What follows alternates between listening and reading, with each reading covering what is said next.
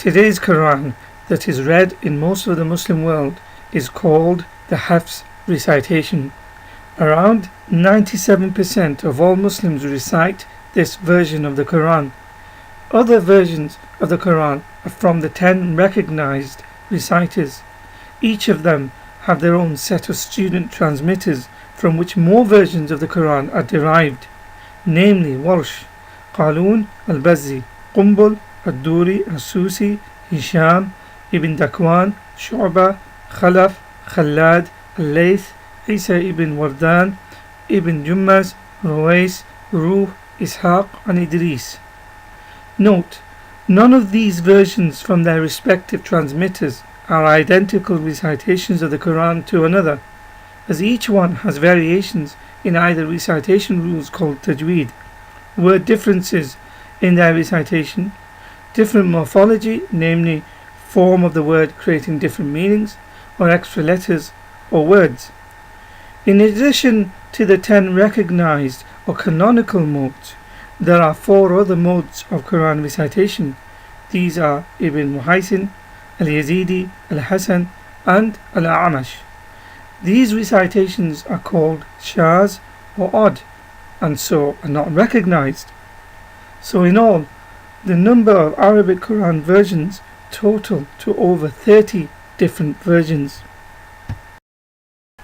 Why these variations came about was because early manuscripts of the Quran did not use diacritics either for vowels, harakat, nor dots, i'jam, to distinguish the different vowels of the writing rasm. The rasm in black was the only script found in the earliest surviving fragments of the Quran. I'jam or nuqat al-i'jam, examples in red, was added in later Arabic so that consonant letters could be distinguished. Harakat, examples in blue, indicate short vowels which have been used in the Quran but not in most written Arabic. When Uthman made copies of the Quran, he attempted to do so according to one style, harf. This word is a singular of ahruf. He was supposed to have standardized it to that of the dialect of the Quraysh, Muhammad's tribe.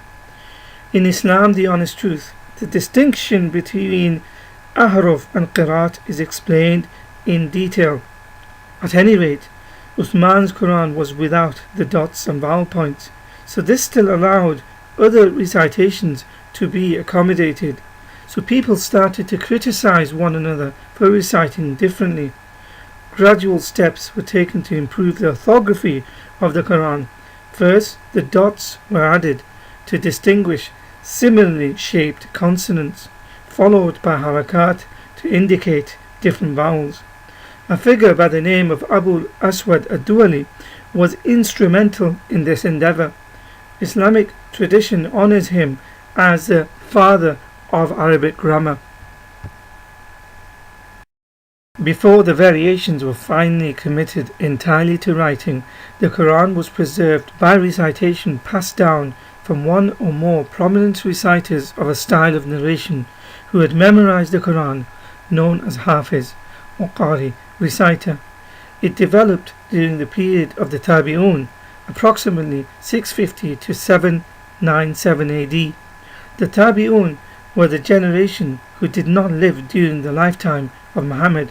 Rather, they lived at the time of the companions of Muhammad. So the main reciters of the Quran, i.e. the Tabi'un, would have received their Quranic teachings second hand. Nonetheless, these reciters became renowned as teachers of Quranic recitation in cities such as Mecca, Medina, Kufa, Basra and Greater Syria, Sham. They attracted students from all over the expanding Muslim state, and their modes of recitations were then attached to their names. It is therefore commonly said, for example, someone recites according to the reading of Asim. However, for the Muslims, this did not mean that these reciters are the originators of these recitations, simply that their own recitation goes back to the prophetic mode of recitation through an unbroken, authenticated chain. Authenticated here means there are no gaps, nor any liars or people of dubious character within this chain of transmission, otherwise it is rejected. There are several problems with the Islamic narrative. Firstly, the Tabi'un did not hear the Quran directly from Muhammad. Secondly, even if it is claimed they heard it from the companions of Muhammad, as evidenced in part 1 of these video series, the companions themselves disagreed and disputed about the Quran. Thirdly, the definition of a companion is disputed. This is explained in the book Islam the Honest Truth. Therefore, the definition of what is a tabi'un cannot be stated with any certainty. Finally, there is a problem of authentication of the transmission of the Quran, as it comes from dubious sources, as will be evidenced shortly in this video. From all the different versions of the Quran, one particular Quran recitation that has reached overwhelming popularity is the Hafs version. This was brought on by the standard Egyptian edition of the Quran, first published on 10th of July 1924 in Cairo. Its publication was seen as a terrific success, and the edition has been described as the official text of the Quran, so popular among both Sunni and Shia Muslims that the common belief among less well-informed Muslims is that the Quran has a single, unambiguous reading, namely this 1924 Cairo edition. Further, the mass-produced printing press increased the availability of the written Quran, but also made this one version widespread at the expense of diversity of the other Quran recitations. The original goal of the Egyptian government in publishing the edition may not have been to delegitimize the other Quran recitations, but to eliminate variations found in Quranic text used in state schools, and to do this they chose to preserve only one of the many readings, namely that of Hafs. According to the largest website for the content of Islamic rulings, Islam Web, the reason for the overwhelming popularity of Hafs is that it is easy to recite, so Allah has chosen it to be widespread. The link to the website is in the description below. Here is a typical picture of a Hafs Quran printed by the King Fahd printing complex in Saudi Arabia. On the inside it says in Arabic, "This Quran was written and adjusted in agreement to the narration riwayah of Hafs ibn Sulaiman." End quote. It goes on to mention who Hafs's teacher was, with a supposed chain going back to Muhammad. Here the statement, narration of Hafs, is important and needs to be borne in mind for the purpose of the rest of the video. So who was Hafs? His full name is Hafs ibn Sulaiman ibn al-Mughira al-Asadi al-Kufi. He was born in the year 90 of the Islamic calendar, or 709 AD, and he died in the year 796 AD. It is claimed that Muhammad received his first revelation in 610 AD in the cave of Hira. So Hafs's recitation of the Quran was compiled nearly 200 years later from the very first revelation, and over another 1,000 years for it to become the official Quran of the Islamic world. In terms of his character, bearing in mind that the transmission or riwayah of the Quran has to come from an unbroken chain going back to Muhammad, and it has to come from a chain of pious, learned Muslims. So Hafs's Quran version is the most read. Nearly all the major scholars of Islam claim that he was a liar, fabricator and a thief. It is for this reason anything he said in connection to Hadith, Muhammad's traditions, was rejected outright or considered da'if or weak. Many of the books and major scholars who say this are cited in Islam the Honest Truth. By way of a few examples, Ibn Hanbal called him a liar and a thief. Ad-Darimi says he is not trustworthy. Al-Bukhari in his book Tarikh al-Saghir says that he is a fabricator. Muslim ibn al-Hajjaj says he is rejected. An-Nasai says he is rejected and not trustworthy. Ibn Hibban said he was a fabricator and a thief. Ad-Darqutni said he is weak, and Bayhaqi said about any book by Hafs is thrown away due to his lies. Al-Dhahabi called him a thief. Ibn Hajar al-Asqalani in his Tahdhib al-Tahdhib, Volume 2, page 21, said Hafs is a liar, he is to be wiped out for eternity. These prominent Muslim scholars said this about Hafs because he lied in making up quotes and stories about Muhammad. Therefore, anything he quoted in a hadith, it was rejected straight away. The consequences of lying against Muhammad are explained in Sahih Bukhari, Hadith 106, where Muhammad is quoted as saying, "Do not tell a lie against me, for whoever tells a lie against me, then he will surely enter the hellfire." In Sahih Muslim, Hadith number 3, Muhammad says, "Whoever lies against me intentionally, let him take his seat in the fire." Referenced in Islam the Honest Truth, the scholar An-Nawawi, commentating on Sahih Muslim and upon this hadith, says, quote, "Such a person who is a liar against the Prophet, even if they repent, are forever tarnished and never accept from him, even if that person is truthful."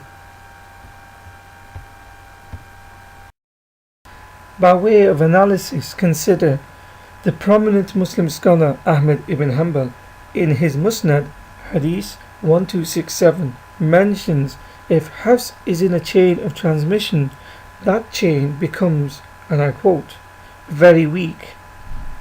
This is indicated by the blue line. In the Arabic commentary, he mentions with an exclamation mark indicated by the green arrow the irony of Hafs, quote, "being an imam of reading Quran despite being rejected for hadith," end quote. Also, the text goes on to mention that Hafs was a thief and a fabricator, indicated by the brown lines. For example, it says, quote, "Shu'bah told me, Hafs took my book and did not return it, and he used to take people's books and wipe them," meaning in that he wiped them, and narrated hadith that he never heard as though he had heard it, end quote. It then goes on to describe Hafs as kadhaban, which means a prolific or habitual liar. This is indicated by the red arrow. Ahmad ibn Hanbal was not isolated in his view of Hafs. Many books cited in Islam the Honest Truth reports Hafs as being a liar and a thief. Books such as Du'afa Saghir, Volume 1, page 35, Al-Majruhain, Volume 1, page 255, Mizan al-I'tidal, Volume 2, page 315, At-Tahdhib At-Tahdhib, Volume 2, page 21, Al-Jar wal-Ta'dil, Volume 3, page 173, and many others. This is why no one took his testimony seriously. Apologists argue Hafs was weak only in hadith, but when it came to the Quran, he was strong. However, the scholars cited say he was not only weak, but also a liar and a thief. No matter the apologetics, it cannot be justified or excused because Hafs was accused of lying and fabricating against Muhammad's statements. Is it really believable that only when it comes to Allah's statements, the Quran, he is truthful? After all, Hafs is too unreliable a person to enter in the lesser form of Islamic literature, the Hadith. Yet, he is the main person who narrates the higher form of Islamic literature, the Quran, Allah's words. In reality, what it actually means is that by Hafs being in the transmission chain of narrating the Quran itself becomes a weak or da'if source of literature. Therefore, no Muslim could ever say that the Quran has a transmission chain that is sahih or authentic, as Hafs's very name in a hadith transmission chain makes it weak. It stands to reason, according to the very standards of Islamic scholarship, for textual authentication and criticism that the Quran comes from a weak source and therefore should be rejected. What about Hafs's teacher Asim? His full name was Asim ibn Abi Nujud al-Asadi. He was also Hafs's father-in-law. Unfortunately, he too was considered a liar. The great Islamic scholar Yahya al-Qattan said he was weak in memorizing and that he makes mistakes and fabricates. This is found in Al-Mizan al-I'tidal, volume 4, page 13, where al-Qattan adds, quote, Asim is a bad memorizer, end quote. Ahmad ibn Hanbal in his Musnad, volume 3, page 227 said he was not trustworthy, and Nasai said he was not a Hafiz, memorizer of the Quran. In the Siyar and A'lam and Nubala, Ad-Darqutni says in his recitation was a problem, fi shay, and was a bad memorizer. Not only was there a problem with his memorizing ability, but also in his trustworthiness. It says in Al-Mizan al-I'tidal, volume 4, page 13 by Al-Dhahabi, Asim was not trustworthy. On the same page, it says when Asim's name appears in a hadith chain, such as that of At-Tirmidhi hadith 396, the hadith is weak and rejected simply by his name being in the chain of narration. Similar to his student and son-in-law Hafs, no one accepted his hadith either due to his bad memory or unreliability, which is why An-Nasai and Al-Qutni, Al-Bukhari, Muslim al-Hajjaj, and many other well-known hadith compilers did not accept both their testimonies. In At-Taghrib At-Tahdhib, volume 1, page 455, Ibn Hajar al-Asqalani says, Asim was deluded, waham. A legitimate question is, why do some countries and mosques ban Qurans if there is supposed to be only one Arabic Quran, or if their differences are so minute it does not really affect the overall meaning? The reality is there is a problem from which the source of the Quran comes from, that the differences in the Arabic Qurans are significant, and depending on the region, one of the Quran versions are banned over another. The Hafs Quran is not allowed to be read in Morocco in congregational prayers within mosques and other parts of North Africa. For example, in An-Nahar, 25th of January 2013, is an article that says Algeria prohibits Hafs Quran recited in its mosques. Conversely, in At-Tawassul, 6th of April 2016, is an article that says Saudi Arabia prohibits its imams to recite the Quran other than Hafs version at all its mosques. The links for the articles are provided. As an illustration, consider some of the differences between Hafs and other versions. Between Hafs and Asusi versions, there are different pronouns used in Quran 2:271. In Hafs it says, He will expiate from you sins, yukaffiru. In Asusi it says, We will expiate from you sins, nukaffiru.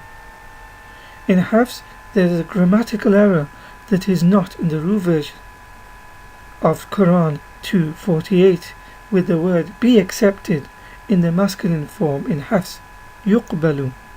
The actual word should be in the feminine form, tuqbalu, found in the Ru version, due to it corresponding to the feminine word shafa'a, intercession.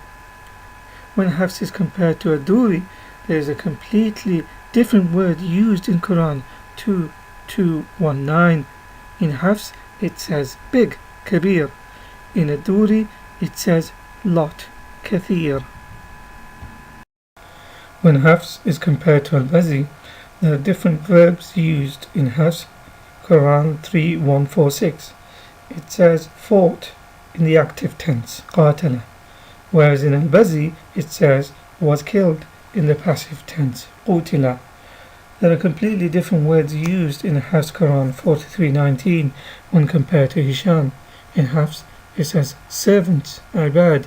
In Hisham it is in the presence of, inda. There are variations in text from a statement to command in Quran 21:4. In the Hafs it says, he said, qala, composed by adding an additional letter in the text, whereas in the Warsh it says, qul, say. In addition to different words, the Hafs Quran has 6,236 verses, whereas in the Warsh Quran it has 6,214 verses. On the point about verse numbers, there are those who seek to find numerical patterns from Quranic verses and chapters. However, the original Quran manuscripts had no numbering of verses or chapter numbers. The numbering system does not necessarily mean different Qurans, but it does affect those modern-day apologists who use numbers to attach miracles to the Quran. Please note, in all these verses and examples cited, it is the same verse, but in its original Arabic different words are used, thus creating different meanings and theological implications. As seen in the last example, even the original manuscript is tampered with by adding or removing a letter to create different meanings. These are just a few examples in the many Arabic Qurans that are available today, of which there are thousands of textual variants. Here are only a few examples to show how the Hafs Quran differs from the Warsh Quran, the two most prevalent Arabic Qurans recited today, with Hafs accounting for approximately 97%, whereas Warsh accounts for around 2% of the world's Muslims, and 1% is shared by various other Quran recitations. Quran verse 2132 in the Hafs, it says, وَوَصَّى, and Ibrahim enjoined on his sons. In the Warsh, وَأَوْصَى, and Ibrahim instructed or made his sons. The difference is that the Hafs version is a second form verb, while the Warsh version had an extra alif to make a fourth form verb. This intensifies the meaning of the verb. Quran verse 3133 in the Hafs, وَسَارِعُوا, and hasten to. In the Warsh, سَارِعُوا, hasten to. The Hafs version has the extra word wow, and. This does not change the meaning of the verse, but it does add an extra word to the verse. Quran verse 91:15 in the Hafs, وَلَا يَخَافُ, and for him is no fear. In the Warsh, فَلَا يَخَافُ, therefore for him is no fear. There are different letters at the beginning of these words. This changes the connection from and to therefore. Quran verse 258, نَغْفِرْ, we give mercy. In the Warsh, يُغْفَرْ, he gives mercy. There are different letters at the beginning of these words. This difference changes the meaning from we to he, also an active to passive difference. Quran 2140, تَقُولُونَ, you plural say. In the Hafs. In the Warsh, يَقُولُونَ, they say. There are different letters at the beginning of these words. This difference changes the meaning from you to they. Quran 210, يَكْذِبُونَ, they lie.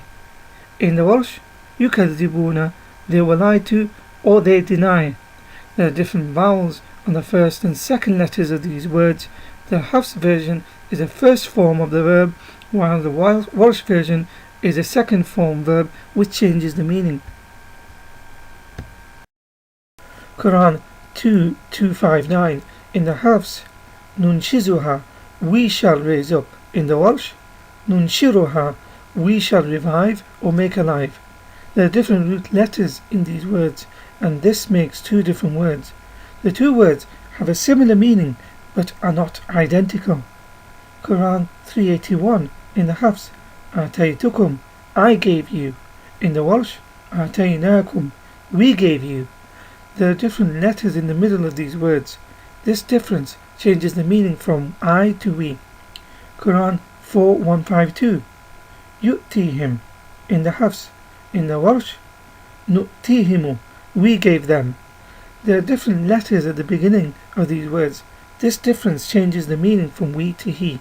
Quran 2:9. In the Hafs, yakhda'una, they deceive.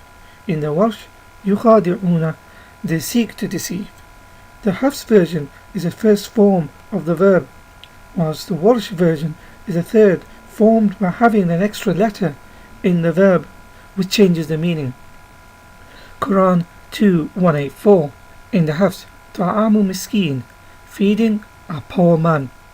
In the Welsh, Ta'ami Masakina, feeding poor men. There are several different vowels in these words. This changes the noun from singular to plural. It also changes the number of people required to feed in order to redeem oneself for failing to fast. Quran 28:48 in the Hafs, Siharani, 2 works of magic. In the Welsh, Sahirani, 2 magicians. There are different vowels on the first 2 letters of these words.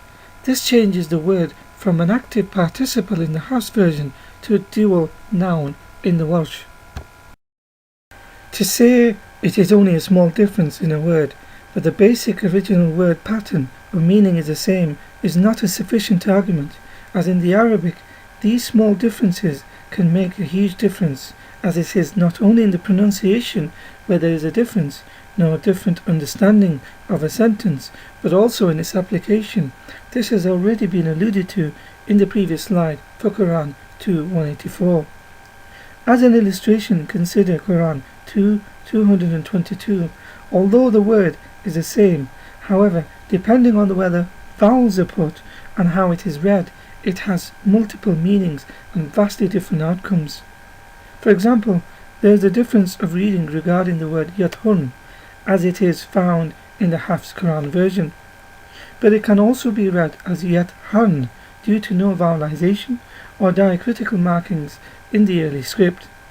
If read as yathun, it means that it is possible to have intercourse with the wife after her menses have ceased, before she has taken a ritual bath. If read as yathan, it means that intercourse with her is not permissible before she takes the bath.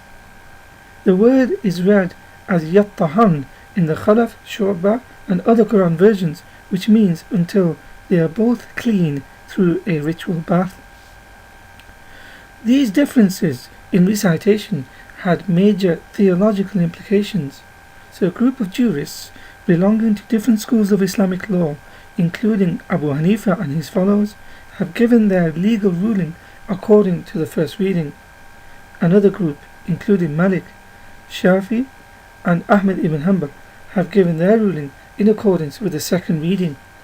A third viewpoint is found, to which tahara or ritual cleanliness from the verse is taken to mean washing clean of the bloody locale, not necessarily a bath.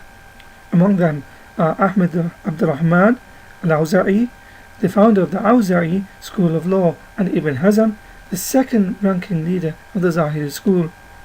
The reason for the divergence of views between the jurists is due to the fact that the word tahor, or purity, in this word is used in all the 3 meanings in the Arabic tongue.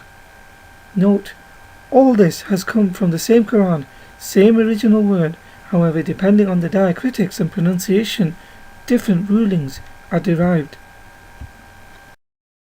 So the conclusion: how can over 97% of worldwide Muslims put themselves in such a position and reconcile the fact that Hafs is the narrator of the most popular recitation of the Quran today, when their own scholars have spoken so vociferously against him in such strong terms? Surely God's word cannot rest on a chain weakened by the likes of Hafs or Asim. When it comes to Hadith literature, Muslims pride themselves on authenticated chains of narration, yet when it comes to the primary source, the Quran, it comes from weak transmission sources such as Asim and Hafs. The explanation that Asim and Hafs were only unreliable in the field of Hadith, yet fully trustworthy in the field of transmitting the recitation of the Quran, is problematic and irrational on so many fronts, because they are still admitting that these 2 individuals were still considered unreliable in the lesser form of transmission, namely Hadith, but are trustworthy in the higher form, the Quran. Secondly, it does not explain that Asim was considered untrustworthy and his student and son-in-law Hafs as a liar, thief and fabricator. It is illogical to suggest that these are the very same people who are rejected in narrating hadith because they lied against Muhammad, yet they are truthful and accepted when it comes to the Quran, as they never lie against Allah. A question that must be answered is, how can a source of salvation ever be taken from anyone accused of lying, theft, unreliability, delusion and untrustworthiness? Finally, there are significant differences between different Arabic Qurans. This has caused theological implications and disagreements, not to mention one version of the Arabic Quran being banned in some countries in favour of another.